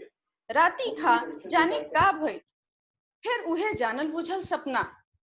आग के भयावह लहोक, उठत गिरत भयानक लपट में घेराइल हम अकेले, व्याकुल आ बेबस बानी। लाल पियर करिया लहोक में राक्षस के ओसही डरवावन चेहरा, अंगार अस आंख, चाकू अस चमकत दोनों दांत, बरछा अस सींग, चारों ओर से हमरा ओर बढ़ता। हम पीछे भागल जात बानी आ ऊ हमरा के दौड़ावता। दाहिने बाएं सब ओर से भागतनी, आगे पीछे सब ओर से आग आ राक्षस भयानक ओसही मुंह बैले हमरा ओरी बढ़तरन सा। हम झौसात बानी, धुआं से नाक कान मुंह सब भर गई, गला सूख के एकदम सकदम, सांसत निसहाय आ आखिरी सांस के करीब चारों ओर से चट चट चिर चटाक धड़ाक सब चीज बतुस जरे के आवाज आ खाक होखत भुखब भयानक दृश्य से आंख कान फाटत जाता। आ एह सब में से बढ़ के धड़कन के धौंकनी धाए धाए चलत रहे, करेजा कढ़ा के लागे कि बाहर आ जाए। तल अब तो आखिरी वक्त आ गए, मुंह से चित्कार निकलल, बचाओ बचाओ बचाओ। खट दे नींद टूटल। हर बेरस सालू फिर झकझोर के उठैली, कब ले राउरी सपना के सिलसिला चली। हमार मन अब घबरा गइल बा, रउआ कुछ तो कुछ उपाय काहे नहीं करत। हाय पसीना, हाय रे भगवान, हे शिव जी, हे गौरी मैया, हे देवी माई, कुछ तो कुछ रउआ कृपा करी, इनका के सपना के आतंक से बाहर निकाली। हमरा सुहाग के सुख दी माई, हमरा सुहाग के सुख दी। कहते कह शालिनी रो देली आ एगो अदृश्य शक्ति के सोझा अपन अचरा पसार के अपन मूड़ी ठेका देली जमीन पर। हमरा कब आंख लागल हमरा पता ना चलल। उ गत्ते से तेल हमरा मूड़ी पर रख के सोहरावे लगली। फिर भोरे भोर होत उहे दिनचर्या, चाय टहलना अखबार वगैरह। हाँ, इतवार गुने नहाना धोना तनी देर से होखत रहे। शालू अपना लम्हर बाल खोल के तेल लगावे के इंतजाम में रही कि आपन एगो कहानी के हमरा हाथ में लाके देली। देखी त ई कहानी पढ़ के कैसन बनल बा। अब की तो हम पूरा जान लगौले बानी और हर सलाह के ख्याल रखले बानी। अब की रुआ जरूर पसंद पड़ी। तनी अगरात आ आत्मविश्वास से भरल अतना खुल के शायद शालिनी पहला बेर कहले रही। जाने काहे हम तरकारी के झोला लेके बाजार जाए के मूड में रही, तले ई झंझट मन खौंचिया गए। तब वो शालू के साथे वादा के मजबूरी रहे। हम उड़त उड़त नजर से अनमना ढंग से कहानी के पढ़ गईनी आ झोला उठा के द्वार की ओर बढ़त कहे लगनी, कोनो खास समझ में नहीं आवत। समझ लू ना, कथानक तो ठीक बा, बाकी पात्र संयोजन अभिव्यक्ति शैली के पक्ष तनी कमजोर बुझाता। फिर से देखिए, धड़ से दरवाजा बंद करके चल गई बाजार। शालू इतवार के बाल धो के नहावेली आ देर तक लम्हर घना बाल के सुखावेली। चौड़ा सेनूर, बड़ टेस लाल टिकुली आ अधिकतर लाल पियर साड़ी, चटक रंग के साड़ी पहन के इतवार के उ परंपरागत ढंग से तैयार होखेली आ उनकर ई रूप बहुत सुहावन लागेला। हम 1.5 घंटा बाजार क के उनकर इहे रूप आ गुण के परिकल्पना में डूबल आवत रही। बाहर के ओसारा से चौका के खिड़की खुलेला। हम ओसारा से घर में ढुककर चौका में तनी झांक लिहनी।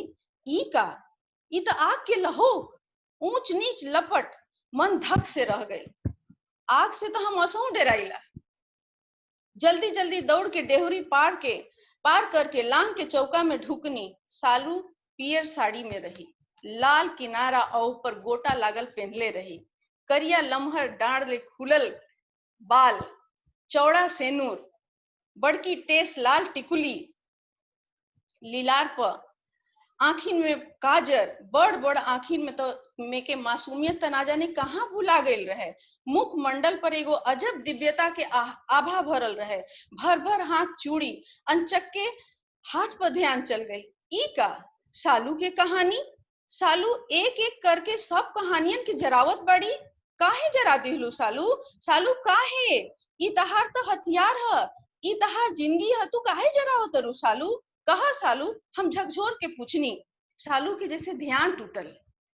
हमरा झकझोर से अपना देवी रूप से बाहर निकल के अली, अलौकिक रूप में आ गईली। शालू रोवत हिचकी भरत कंठ से कहली, हम अपन वादा निभाहे में बहुत कोशिश कैनी, बाकी सफल ना हो पैनी। हम कहले रही कि हम अपन कहानी से राउर मान राखे, बाकी रउआ मन लायक हम एगो कहानी ना लिख सकनी। जब मने ना रहल तब मान कौन बात के, मान कैसे रहो। आ शालू शेष बचल कहानी के कागज के पन्ना आग के सौंप देली आ चल देली अपन दिनचर्या के ओर रोज ऐसा। हमरा काठ मार देहलस। हम वहीं ठसकुरिए बैठ गईनी आ रोवे लगनी, सालू ई का कैलू, ई का कैलू सालू, तोहर सब कहानी तो हमार रचना रहे। तोहार रचना में हम स्वयं के सजावत रही, आपन महत्वाकांक्षाओं में टाकत रही, ओकरा के परफेक्ट बनावत रही। सालू ऐसन काहे कैलू, तू तो हमरा के हरा दिलू। ऐसन तो ना रहे कि तोरा वो सब समीक्षा में हमार महत्वाकांक्षा कम आ हमार ईगो ज्यादा रहे। काहे शालू, तोहार हर रचना में हम अपन वजूद डालत रही, अब खुद के उपस्थिति दर्ज करावत रही। सालू सच माना तोहार सब रचना हम रही, हम। तू ये अनर्थ कैसे कैलू, काहे कैलू। बाकी सालू यहाँ कहा, सालू तो बेडरूम के फर्नीचर से धूल पोछे लगली, ओकर चादर सीटे लगली। ना लाल ना पियर लहोक, ना लहोक के राक्षस, ना चुड़ैल के बनत बिगड़त भयानक सकल। धुआं छट चुकल रहे, कोनो औंधियाहट अब ना रहे, सकदम ना रहे, कोनो सांसत ना रहे, ना जरे के आवाज, कुछ ना, बस रहे त करिया राख के ढेर आ केहू के जरे के चिराइन गंध। राहुल के सालू के चेहरा, रूप रंग, आँखिन के शक्ति सब हमरा अबही ले छाइल रहे हमरा दिमाग पर। एकदम उहे देवी मैया इस चेहरा लागत रहे जेकर ध्यान उ पिछला रात अचरा पसार के कैले रही हमरा खातिर। बाकी हम तक खाक हो गईनी, हम तक खाक हो गईनी। आज 6 महीना हो गए, हमरा उ भयानक सपना फिर कबो ना आयल। सालू के कहानी जरावे के दृश्य हमरा कबो ना भुलाई। सालू के कहानी लिखल बंद हो गई तो समीक्षा कार्य का खाक होखिर। बाकी तब से आज ले हम ई ना समझ पैनी कि कौन आग जियत रहे, कौन आग रहे। वो आग में जियल हमरा खातिर कम दुखदाई रहे, सपना वाला आग में जियल हमरा खातिर कम दुखदाई रहे। और ई ओह दिन से आज ले ई पल पल छन छन सूतत जागत जौन आग में हम जर रहल बानी, जौन आग हमरा के जरा रहल बाटे, ऊ आग सपना के लहरत लाल पियर लहोक आग वाला भयानक आग से ज्यादा भयानक आग बाटे, हम जर रहल बानी। वाह, धन्यवाद। बहुत बढ़िया, बहुत बढ़िया, बहुत बढ़िया। बहुत सुंदर कहानी। और उषा सिन्हा जी, संध्या सिन्हा नहीं, मैं जानबूझ करके इनको उषा सिन्हा कह रहा हूँ। मुझे ऐसा लग रहा है और मैं ये कहना चाहता हूँ, उषा सिन्हा जी मैंने कुछ कहा इसके पीछे वजह है। भोजपुरी कथा साहित्य की आप उषा हैं, आपका नाम भले ही संध्या सिन्हा हो, आप भोजपुरी कथा साहित्य को जिस मुकाम पर लेकर के जा रही हैं, ये एक बहुत ही गौरव की बात है, आपके लिए भी, हमारे लिए भी, हम सभी के लिए भी। किसी भी भाषा के कथा साहित्य को विकसित करना बड़ा ही चुनौतीपूर्ण कार्य होता है। हम भोजपुरी में ही बोल सकते हैं, तो कोई भी कथा साहित्य के विकसित कर बड़ा चुनौती के काम हो लिए। भोजपुरी के कथा लिखल आ ओकरा में साथे साथ भोजपुरी के शब्द डालल, इहो एगो बड़ा रोचक काम बढ़िए कि कौन जगह पे कौन शब्द लेके आई। जैसे चिचिया के, औंझिया के, ये सब बहुत दिन के बाद ये सब शब्द हमहू सुननी होंगे, तो बड़ा सुंदर लगल कहानी, बड़ा मार्मिक कहानी रहे। जैसन कि शुरू में लागल है कि थोड़ा सा हंस के फुटबा, थोड़ा सा पति पत्नी के संबंध के नोक बा, लेकिन साथे साथ जैसे जैसे कहानी बढ़ल, अंत में जब कहानी के परिणति आवता, जब अंतिम परिणाम अंतिम क्षण आवता कहानी के, तो कहानी एक मार्मिक मोड़ ले लेता अचानक से। ई कहानी के सबसे बड़ा विशेषता लागल हमरा। तो पति पत्नी के जो संबंध बा ओकर साहित्यिक रूप रहुआ ई कहानी में देले बानी। बहुत सुंदर कहानी, बहुत बहुत बधाई रहुआ के।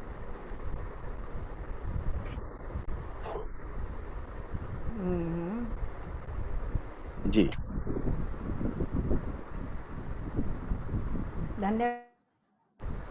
धन्यवाद। हरेंद्र पंडित जी। और मैं देख रही हूँ हमारे साथ ललन शर्मा जी भी जुड़े हुए हैं। ललन शर्मा जी, आप कुछ कहना चाहेंगे? आप देर से जुड़े, अनम्यूट करें। जी धन्यवाद जूही जी। देर से जुड़ा, कई समस्याएं रहती हैं फिर साथ शाम को क्लासेस को लेकर के। तो पहले तो मैं सबसे परिचित ही हूँ संध्या जी की रचनाएं, मैं देखता रहता हूँ, फेसबुक पर भी आती है, सारंग में भी इनकी एक वीडियो मैंने देखी। और इस कहानी में जो मैं देख पा रहा हूँ वो है कि एक रचना को कितने अच्छे तरीके से प्रस्तुत किया जा सकता है। एक समीक्षात्मक तरीके से संध्या जी ने इसको रखा है कि एक रचना अगर लिखी जाए तो भले ही उनके पति के माध्यम से बात आई है कि कथ्य ठीक होना चाहिए, थोड़ा शिल्प ठीक होना चाहिए, कथानक थोड़ा ठीक होना चाहिए। ये पूरी रचना में मैं यही देख रहा था कि पूरी एक मुझे लगा ये एक थीसिस है कि अगर ये कोई रचनाकार इसको पढ़ेगा तो अपनी रचना को जब तैयार करेगा, तो अगर संध्या जी की इस रचना को अगर वो पढ़ ले तो मुझे लगता है कि वो बहुत अच्छा लिख पाएगा। ये मैं इस चीज को देख पा रहा था इस कहानी। बाकी संध्या जी की कहानियां मार्मिक रही हैं हमेशा से, पति पत्नी का जो है वो तो है, लेकिन मुझे ये एंगल ही इसमें ज्यादा मुझे प्रभावित कर रहा है। समीक्षा के बिंदु मिल जाता है जी, समीक्षा के पूरे मूल्य, एक ग्रामर मुझे इसमें दिखता है। और ये मानक कहानी होगी, अगर कोई कलाकार लिख रहा है कहानी तो इसको पहले पढ़ ले। धन्यवाद संध्या जी को, बहुत बहुत धन्यवाद, और बाकी लेखकों को भी धन्यवाद। धन्यवाद आप सबों को। और ये कार्यक्रम अब अपने समय सीमा पर खत्म हो रहा है, समय सीमा समाप्त हो रही है। मुदिता मैम कुछ नहीं बोलेंगी? मुदिता दी, ये जबरदस्ती वाला तुम क्यों बुलवा रही हो? जबरदस्ती तो है ही। जबरदस्ती तो मेरा आपके ऊपर रहेगा ही।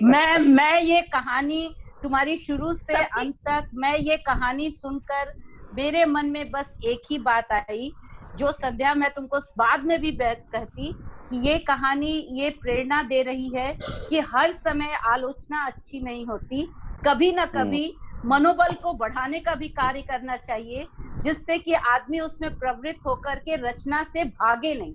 अगर ये हर समय क्रिटिसिज्म आ जाएगा तो आदमी रचना करने की शक्ति खो देगा, और वही यहाँ हुई है। भले वो पति पत्नी का संबंध हो, कुछ हो, उससे मुझे नहीं फर्क पड़ता। मुझे ये लग रहा था कि आज के समय में कहानी सिर्फ या रचनाएं सिर्फ किसी में नाम कमाने की चीज नहीं होती है, अपनी संवेदना व्यक्त करने का भी एक महत्वपूर्ण धरातल होती है। और वो धरातल को अगर आदमी को एप्रिसिएशन ना मिले, उसकी अगर सराहना ना हो, तो मनुष्य फिर हताश होकर के उसे छोड़ देता है कि मैं इस योग्य नहीं हूँ। जैसे मेरी जैसी जूही उसको करती है, प्रोत्साहित करती है, तो मैं थोड़ा सा आगे बढ़कर साहित्यकार बनने की कोशिश करती हूँ। जैसे तुमने कहा कि कुछ बोलिए, तो मैं साहित्यकार बन गई। इसीलिए मुझे लगता है तुम्हारी कहानी एक प्रेरणादायक कहानी है कि मनुष्य को हमेशा, चाहे छोटी बात हो या बड़ी बात हो, उसकी सराहना होनी चाहिए, सराहने का ढंग अलग होना चाहिए, तो जिससे कि रचना धीरे धीरे निखरती जाती है। और यही मैं कहना चाहती हूँ, जो संदेश मुझे बहुत भाया है, बहुत ज्यादा भाया है इसके लिए। और ये जितने अभी हम लोग सब सुन रहे हैं, मंत्रमुग्ध होकर सभी लोग कहानी सुन रहे थे, और आशा दी ने भी अभी कमेंट किया, ये बात बिल्कुल सही है कि बार बार एक तो निंदा करने से ही हमारा व्यक्तित्व जो है थोड़ा मुरझा जाता है, और दूसरी बात है कि कहीं ना कहीं उस कहानी में उसके हस्बैंड जो हैं उनका ईगो बहुत बड़ा है। ये बात स्वयं कथाकार जो है वो कहता है, संध्या ने इस बात को भी रखा है कि उसका ईगो इतना बड़ा है कि वो अपने सामने इसे कुछ नहीं समझता, किसी को सराह नहीं पा रहा है, किसी की सराहना नहीं कर पा रहा है, चाहे वो उसकी पत्नी ही क्यों ना हो, नहीं सराह पा रहा है। बहुत धन्यवाद संध्या, बहुत बधाई अच्छी कहानी के लिए। और अब मैं इंदिरा तिवारी से अनुरोध करती हूँ कि धन्यवाद ज्ञापन करें। कार्यक्रम अब समाप्ति की ओर है। इंदिरा आप हैं? जी नमस्कार। बहुभाषीय साहित्यिक संस्था सहयोग की तरफ से आयोजित इस बहुभाषीय कथा गोष्ठी में उपस्थित आप सभी का बहुत हृदय तल से धन्यवाद और आभार। हिंदी पखवाड़ा के तहत आयोजित यह तीसरी कथा गोष्ठी थी, जिसमें आज हमने मैथिली, भोजपुरी, इंग्लिश, हिंदी की 5 बेहतरीन कहानियां सुनी। और इसके लिए सबसे पहले तो कथावाचक श्रीमती अरुणा झा, श्रीमती जसबीर कौर, श्रीमती संध्या सिन्हा, श्रीमती गीता दुबे और श्रीमती शमिता आहूजा जी का बहुत बहुत धन्यवाद। आप लोगों ने आज मानवीय संवेदनाओं और आज परिस्थिति, परिवर्तित समाज, पति पत्नी के बीच के सहयोग और आलोचनाओं पर आधारित इतनी अच्छी अच्छी कहानियां सुनाई, एक से एक बेहतरीन नगीना, और साथ में हम लोगों ने एक से एक अच्छी समीक्षा भी सुनी जो बहुत ही अच्छा रहा। तो इसके लिए आप सभी का बहुत बहुत धन्यवाद। आज के कार्यक्रम के संचालक और हम सब के प्रिय सहयोग के अध्यक्ष डॉक्टर जूही समर्पिता जी, आपका बहुत बहुत धन्यवाद। आपके ही भागीरथ प्रयास से ये सब अभी चल रहा है। इस विकट परिस्थिति में भी आप हम सबको एक दूसरे से जोड़ कर रख रही हैं और एक सकारात्मकता का जो एक माहौल आप दे रहे हैं हम सबको, इसके लिए आपकी जितनी भी प्रशंसा की जाए कम है। साथ में सहयोगी सचिव श्रीमती विद्या तिवारी, मुदिता जी, वरिष्ठ कथाकार आशा श्रीवास्तव जी, डॉक्टर आशा गुप्ता, श्री हरेंद्र पंडित जी, श्रीमती छाया प्रसाद, संगीता सामंत, ललन प्रसाद जी और जितने भी उपस्थित है, किसी का नाम छूट गया हो तो मैं क्षमा चाहती हूँ। जी का बहुत बहुत धन्यवाद और फिर हम मिलेंगे एक नई कथा गोष्ठी में। नमस्कार। धन्यवाद इंदिरा। और बहुत ये हिंदी पखवाड़ा में हम लोग निरंतर कथा गोष्ठी में मिल रहे हैं। कल की कथाकार हैं डॉक्टर आशा श्रीवास्तव, वे फेसबुक पर अपनी कहानी सुनाएंगी। मैं लिंक भेज दूंगी। आप लोग सब बहुभाषीय साहित्यिक संस्था सहयोग के फेसबुक पेज पर कल 5 बजे जुड़ जाएंगे। बहुत बहुत आभार सबका। अगर और अध्यक्ष महोदय का आदेश हो तो मैं एक बात अपनी तरफ से कहूँ। मैं अंगना के फेसबुक पेज पर भी आप सबों को आमंत्रित करती हूँ। एक बार बहुभाषीय कथा गोष्ठी हम लोग वहाँ भी करें। मैं और जूही दी अंगना के से जुड़े हुए हैं और हम लोग उसको करते हैं, तो हम लोग एक बार बहुभाषीय कथा गोष्ठी वहाँ भी करेंगे। और आप सभी भिन्न भिन्न भाषाओं की कथावाचिकाओं, कथाकारों को मैं आमंत्रित करती हूँ अंगना के फेसबुक पेज पर। बहुत बहुत धन्यवाद। धन्यवाद संध्या, जरूर हम लोग करेंगे। और आज मैं जसबीर कौर ग्रोवर दिल्ली से जुड़ी थी, संगीता सामंत आज पहली बार हमारे मंच पर आई थी, और शमिता आहूजा सहयोग से तो वर्षों से जुड़ी हुई हैं पर हमारे मंच पर आज मुखर हुई थी। हरेंद्र पंडित जी, आप सबों को विशेष धन्यवाद। बहुभाषीय साहित्यिक संस्था सहयोग पर आप सब आकर आपने इस मंच की गरिमा बढ़ाई है। बहुत बहुत आभार आप सबों का। धन्यवाद।